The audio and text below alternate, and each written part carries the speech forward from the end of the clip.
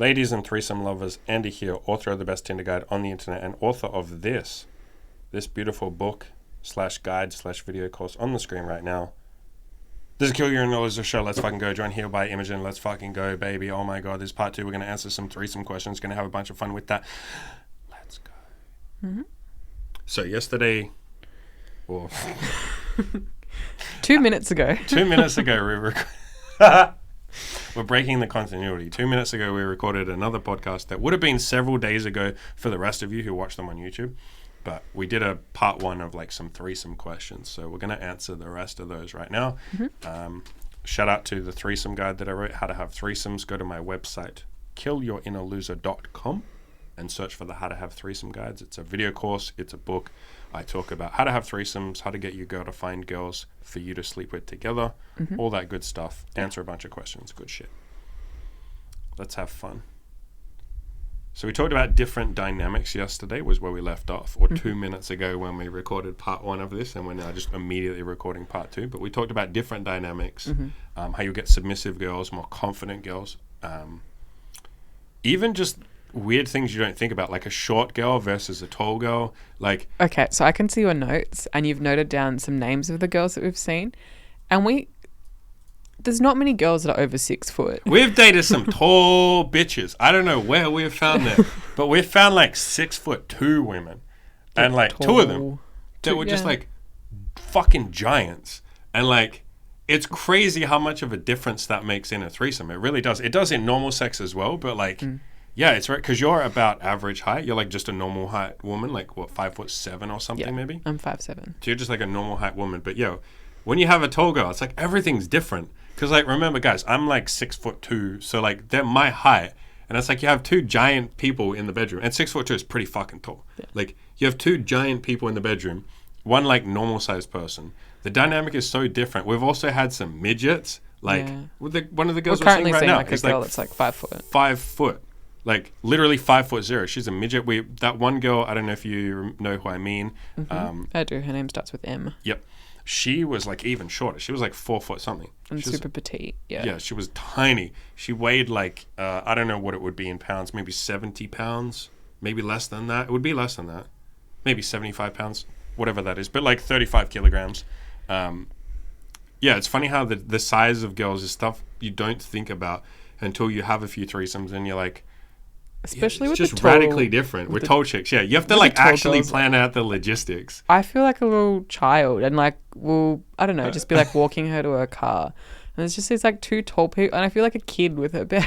You're our little daughter. Yeah, and I'm like a normal height too, so I don't feel like that very often because I'm either on par with most women that I meet, or they're slightly short. That's pretty common because I'm like slightly above average for female height, and then I just feel strange and small. And the funny part is like, the girls that we see, like both of these 2 tall girls that were 6'2", were both so submissive. They were the most submissive women that you're ever going to meet in your entire life. To the point where when they walked, they both did this. They would make themselves shorter. Like they do that, like where they kind of hunch over because they're like almost embarrassed by how tall they are because they're actually super submissive. And the first one in particular, the one who started with M, she was like very giggly and girly, and like she wanted to be like our girl, and like she wanted to be very like little and small, like feminine and submissive and little and cute and girly and all that kind of stuff. And so it was like she was like this giant girl that like a gentle giant almost. Yeah. And yeah, versus like small girl. Is the point that we're making here is it's funny how there's like different dynamics, stuff you don't even think about with a threesome. And I don't know what point we're making here other than to share some like funny stories of some threesomes that we've had, but like logistics are very funny when you have like a giant fucking tall girl, especially if you're a tall guy yourself. It's like you have to think more about like what positions you're going to be in. It does literally change things. And to be fair, even having sex with a short girl changes things because certain positions just won't work. If she's too small, it's like the 2 of us get too close together. Like I almost think taller girls are easier because like there's more of a gap between like their vagina and their face. So you can be doing something with her face and I can be like doing something with her vagina, her pussy. I guess so. Yeah, the point is, I don't know, but it's different dynamics are fun. Yeah, different stuff you don't think about till you have a threesome. I guess the point is like there's not really anyone that you and I get to talk to about threesomes other That's than true. my friend, one of my friends. You know who I'm talking Sure, about? but even then, we don't really go into explicit detail, and I don't really talk to like I'll briefly mention to my friends like, oh, like going on a date with this girl, like. Sure. But other than that, I don't talk about the sex we have. I don't go into explicit detail about who she is or what she's like. So. Yeah, we need to join some sort of like threesome club so we can talk about like these kind of cool stories. But we've of, like, said this before that like swingers and like poly community Poly-community people peoples. are a bit much, or at least the stereotype is they're like. You're a bigot. So, next question. Favorite position. Now that we've talked about how some positions literally don't work, favorite position in a threesome. And by the way, I hope these podcasts are like at least mildly interesting. Maybe they push you to start thinking like, oh, threesomes could be fun, something that I want to do. So that's kind of why we're talking about random stuff. But favorite position in a threesome. One of my favorites is when you're having sex with the girl, another girl missionary, and I'm kissing you and I'm getting off with it. I'm lying on my back next to her and I'm kissing you. That's Usually because while I that's play going with to the tie toy. into the next thing here that you can Yes. see in my notes that we'll talk about. So yeah, so basically the other woman is laying on her back. I'm laying on top of her having normal sex with her, and you're there next to us like using a vibrator on yourself, and like you and I lean over and like kind of kiss you, make out with you. Yeah. And funnily enough, that's one of the, in my guide, how to have threesomes. That's one of the suggestions that I put in there in the first threesome that you ever have. Just have normal sex with one girl and the other girl is your assistant. So rather than overcomplicating it and saying, like, oh shit, man, like, how do I have a threesome? How do I logistically do it? I'm going to be so nervous, so scared. Like, what do I do? It's like, just have normal sex with one person and the other girl is there, like, helping you. And then after you do that for half an hour or whatever, for a little bit of time, swap. So then you and the other, you have sex with the other girl and the first girl is your assistant this time. So that takes a lot of the pressure off. If it's just like, I'm just going to have normal sex and then have an assistant there as well, which is kind of what you're talking about here. It's like, I'm just literally having sex with one girl and you're kind of like watching us and enjoying it and making out with me. And that's usually, most of our threesome is like that, honestly. Like, there's a big point where I'll then start having sex with you and then I'll grab her, the other girl, and pull her next to me and, I'll make her watch or I'll make out with her or I'll get her to kiss you or something. It's easier if you just sort of focus on one girl at a time because then you can make sure that girl's really having a good time and then you can swap. So that way, but yeah, again, grab the book. I talk about different ways to make threesomes fun and how to actually do it. Do you have a favorite position? No, I hate all positions. I'm not really into sex at all. I just do it because, like, you pressure me into it and you want sex. Yeah. Yeah, men don't really want sex. If I'm honest, it's like that. There's that meme that was written by a guy that says women literally just want one thing and it's fucking disgusting. And it's like that's how most of us men feel. It's like women have a one-track mind. They just want sex. It's fucking disgusting. But we men feel like, I guess it's like that white knight instinct kicks in and we go like, look, ladies need a dicking. Like, I'm the gender that was born with a dick. It's my like duty as a man, as a human being, but it's more like about being a man. Like, it's almost like the masculine duty is like, I got to give these ladies a good dicking. Otherwise they're going to get all, hysterical and shit. And so, yeah, I feel like it's something we put up with as men, that like women are obsessed with sex. And I think we do a good job of not complaining about it too much and just like fulfilling our masculine duty. But yeah, if I'm honest, like I'm not really that into sex. It's okay. I think most men, guys, leave a comment below if you agree. Like, sex is okay, but most of the time we do it because like we kind of feel sorry for women. We feel like it's our duty because they're so obsessed with sex all the time. So yeah, hope that clears things up. Next question. Guys, leave a comment below and tell me if you agree. I love you. To answer your question, my favorite position is, yeah, I like that. Yeah, I think that's my favorite too, funnily enough. Really? Yeah. Yeah, I think that's my favorite. Yeah. Next one is tied into what you said before, or what we hinted at before, something called CUCK queening, which a lot of you are going to be like, what the shit are you talking about, son? You're talking about like a cuck. And it's like, yes, very close to cuckolding. which if you don't know what cuckolding is, it's, I won't give you the actual official definition because that's not the way most people use it. Like, cucking, people usually mean it like someone else is fucking your wife. Like, usually, or your girl. That's usually what people mean when they say cuck. And so cuckweening is like queening as in like a queen, like a woman. Cuckweening is basically like the other version, the other gender version of that. So it's like if I was to fuck another girl while you watch. Or another way of saying that is like a woman is fucking your man while you watch. That's like cuckweening. And that's something that very much turns you on. Yeah. Like watching me have sex with another girl. So let's get into the psychology of that. Are you a cuck? Guys, you heard it here first. Imogen is a cuck. Are you a cuck? Is it because you have low self-esteem like all cucks? And by the way, people like completely bastardize the word cuck and the whole fantasy of cuck. Okay. We could have a big conversation If you're about that. talking about who's bastardizing the word cuck, how many times like a week would you use the word cuck about like non-sexual situations? When do I use the word cuck? Like all of the Oh, time. I know Like, what you mean. Okay, so I use the word cuck when it's not sexual. Yeah, I agree. So we're talking about bastardizing the word. No, it's like if I, okay, so you're right, actually. It's like if I'm going to the pedestrian crossing and I push the thing and it's like I miss the timing. Like, you know, the little green man doesn't show, it says like red. Like, you know, it's not your I'll go like, oh, fuck, I got cucked by the like traffic. That's true. I do use that all the time, All don't the I? time. Or like if we're like, let's go to the beach tomorrow and then we get up and it's raining. I'm like, oh, we got cucked like by the rain. You're right. I do use the word cuck all the time, don't I? Yeah, or if like a vending machine doesn't like work and it doesn't give me what I want, I'm like, oh, I got cucked. Like vending machine cucked me. Yeah. No, you're right. So continue about how people are bastardizing No, the but word. people use it in a like kinking, like a kink fucking like Shame. fetish thing. No. But yeah, saying it's a bad thing. I don't know what fucking point I was making. If you're happy being a cuck, be a cuck. Go for it. But yeah, I think when people usually use the word cuck, they're doing it like as an can you stop kicking my chair, please? It's like an involuntary thing. I got cucked by you kicking my chair.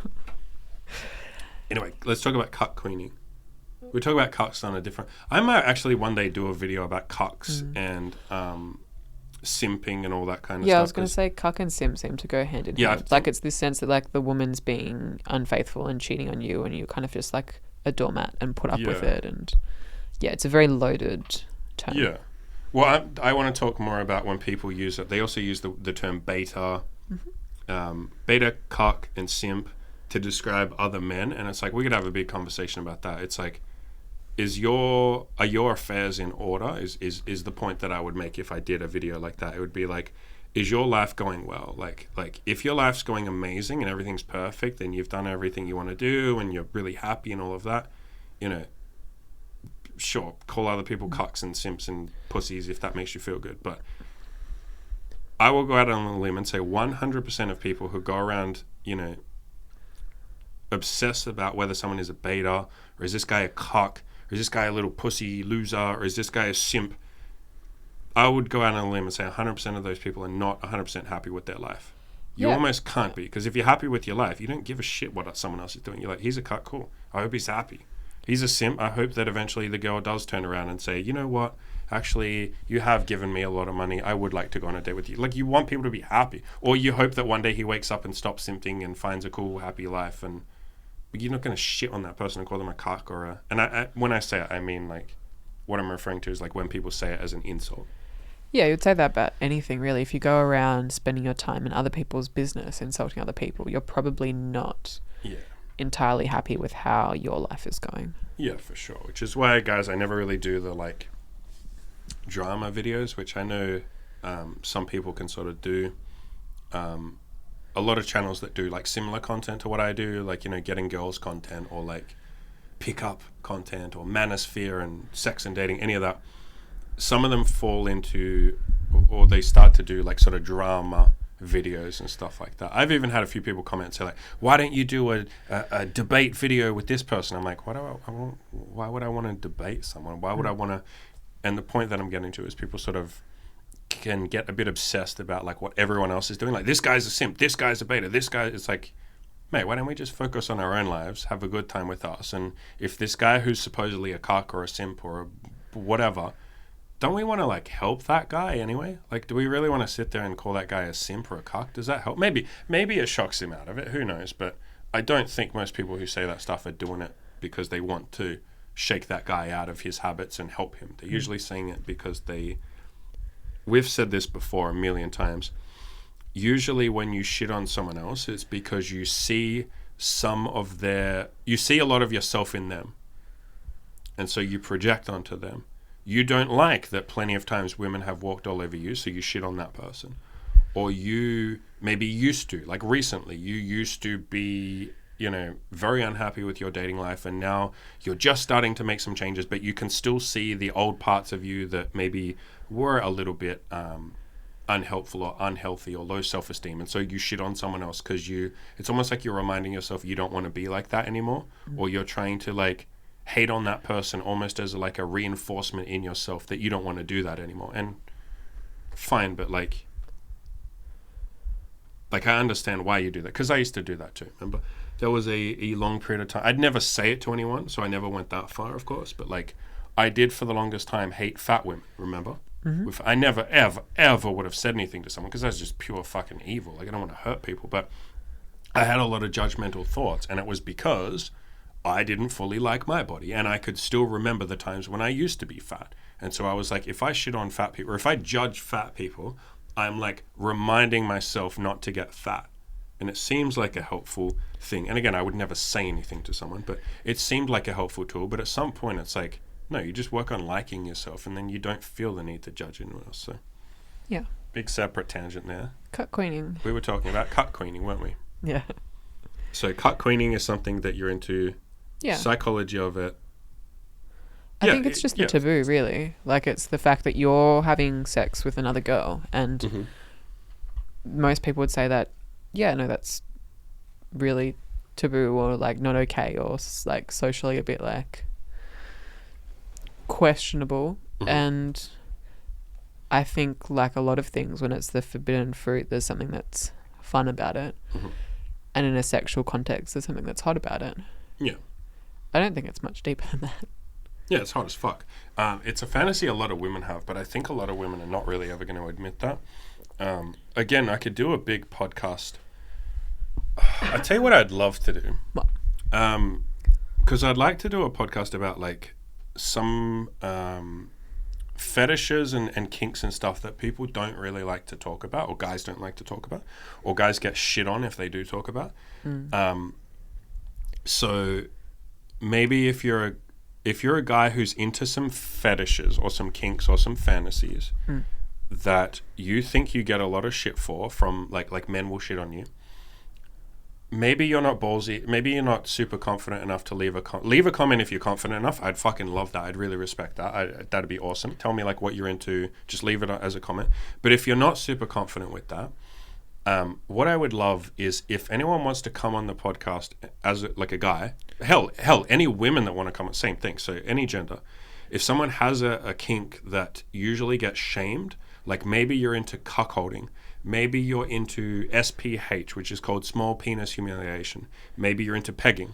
Maybe you're into femdom stuff. Maybe you're into, what else? Like any of the kinks that usually get chastity. And I like chastity. That's fucking fun. Any of those kind of kinks. If you want to come on the podcast, and you can be completely anonymous, like I wouldn't show your face, we wouldn't use your name. Obviously, your voice would be on there. But if you'd love to come on the podcast and have a chat about that, I would love to have you on. So maybe email me. Go to my website, killyourinnerloser.com, and just shoot me an email. That would be amazing. I would love to get into the mind of someone that's into like cocking or any of that, because I can see the appeal of some of that. Like I'm someone that's done a lot of exploration of a lot of kinks, like a lot of even this stuff. Like we've tried pegging. I like pegging. Pegging feels fucking good. Yeah. I really like pegging. I don't think I'm into cuckold. Like I'm not really into cuckolding. I wouldn't enjoy watching you with another guy, but I've at least thought about the psychology and tried to figure out like why are guys into this. And so I would love to have you on and pick your brain. Obviously, I'm not judgment. I would never fucking judge you. If there was anything in there you didn't want to talk about, like you would have full rights to ask me to edit that out, and I would. But yeah, leave a comment or email me. I'd love to fucking talk to someone about like cucking or simping or any of that kind of stuff. It's like I've had a couple of guys on the podcast who've talked about going to escorts and stuff like that. And that's been really eye-opening. I've interviewed an escort. go to my chat. Just on this YouTube channel, search for Georgie Wolf. She was an escort, and I had her on my podcast a couple of times actually, and that was a really interesting episode. You guys seem to love that, so yeah, I'd love to dive into that. But essentially, for you, cuck queening, we didn't even call it cuck queening. It's just like you like me, you like watching me fuck another girl.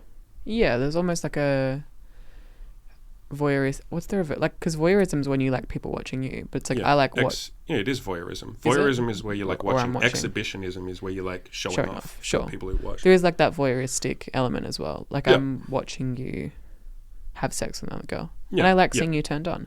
And you're there too. It's not like. Yeah, so it's funny actually because I'm like, if I wasn't there, I would see that as cheating and wouldn't be into the idea of that. Or, like that would be emotionally like not okay.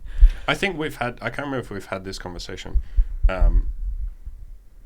Because another thing that would turn you on that we haven't actually done yet, but we keep talking about doing, is if I like tied you up, or me and the other girl tied you up, and I just had sex with her while you had to like watch. Mm-hmm.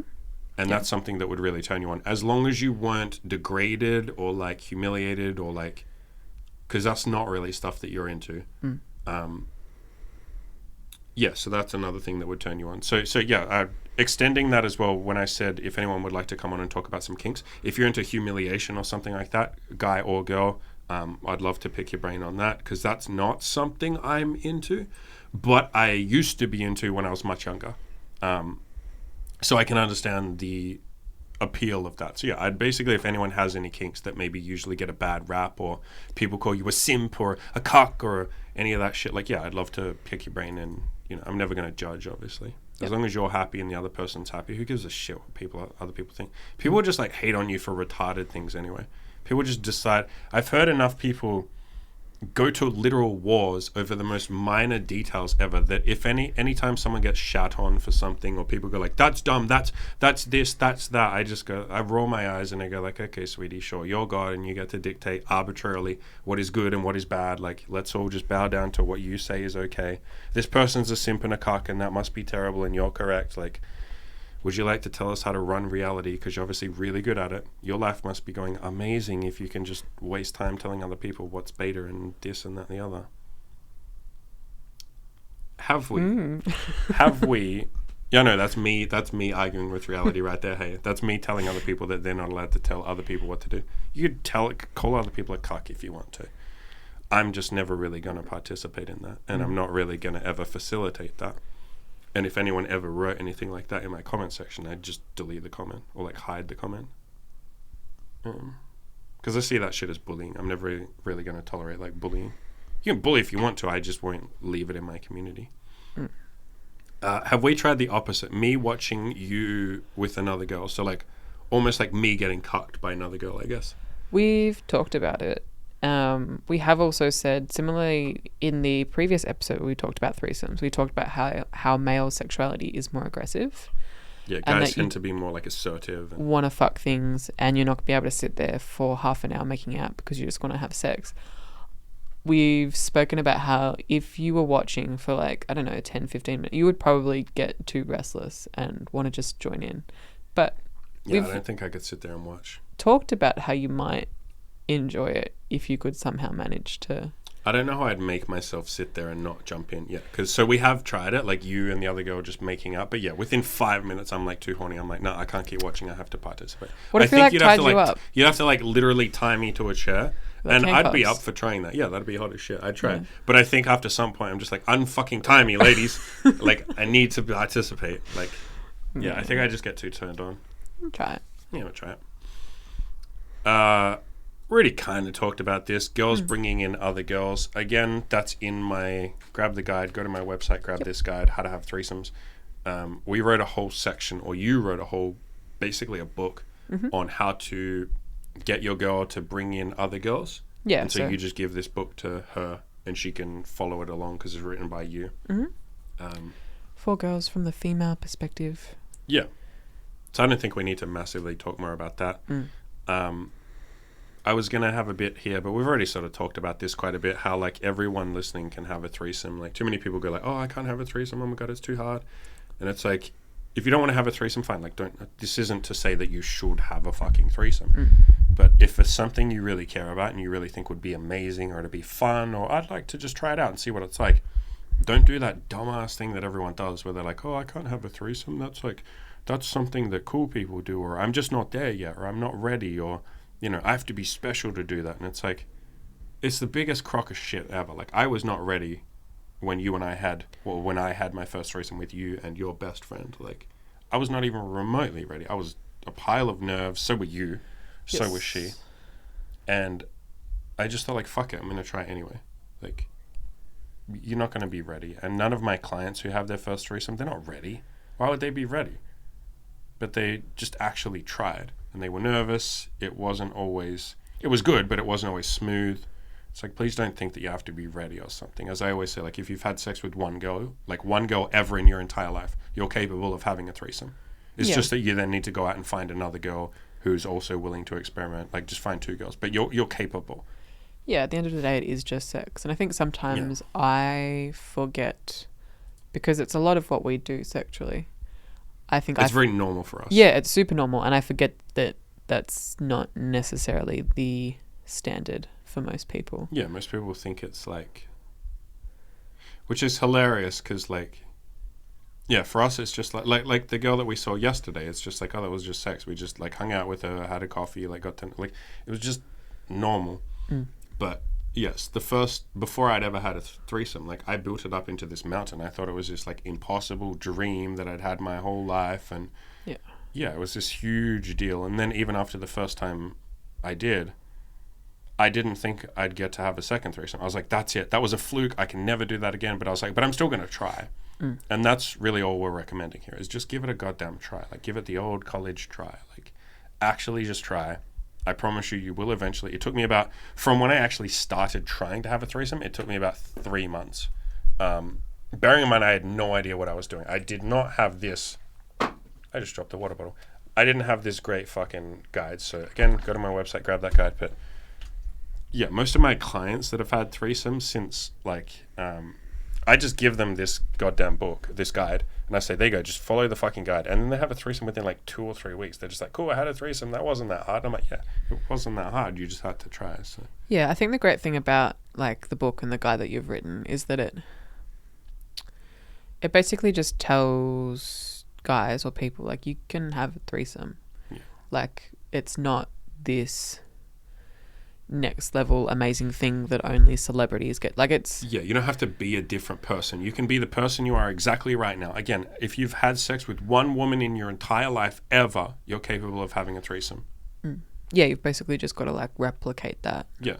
And then bring those two people together. Yeah. Assuming they're bisexual. But I mean, that's the other thing. You just ask a bunch of girls if they're, up for it essentially. And I'll tell you how to do that in a second. Again, in the guide I list exactly what to write and what to do and what to say and all that, but you essentially just ask a bunch of girls, and if some of them say no, like I'm not okay with it, that's fine, just go ask another one. It's not one of those things where it's like you have to make 2 girls have a threesome with you. No, it's literally just a numbers game, the same way that meeting people is a numbers game. You just ask a bunch of women, would you like to go on a date with me? Eventually one will say yes. You go, cool, now I met a woman, isn't that cool? A threesome's the same thing. Ask a bunch of women if they're up for this. 2 of them will say yes. Hey, cool, I had a threesome. So as for what to actually say, again, I have more of this in the actual guide, but whatever. You basically just say to each girl, have you ever fooled around with another girl or thought about it? And in the guide, go by the guide if you want to see why I recommend saying it like that. But just use that line. Say that to everyone. Eventually you'll get some girls that go like, oh, actually I have thought about fooling around with another girl, or I really want to, or I've tried it before and I really liked it. Then you just say like, hey, like I've got this other girl that I'm seeing, or you can say, do you have any friends that you've ever wanted to fool around with, which is what I said to you. And then you said, well, actually my best friend maybe, like, and then boom, you're having a threesome. So it's not that complicated. Yeah. Easy peasy. Anything else you would like to say? Again, the book. Yeah. It's not that hard. It's even easier once you basically get told step by step of how to do it. Yeah, for sure. It's a lot of fun. Yeah. Yeah, so go grab that guide. It's on my website, killyourinnerloser.com. There's a big button at the top that has the threesome guide, or you can just search for threesome. It's not that difficult. It's a lot of fun. yeah, guys, like I said before, if you would like to come on the podcast and talk about like some fantasies or some fetishes that you're into that get a bad rap, hell yeah, email me. I would love to do that podcast. Otherwise, go grab the threesome guide. Go out there, have a threesome, crush those damn goals.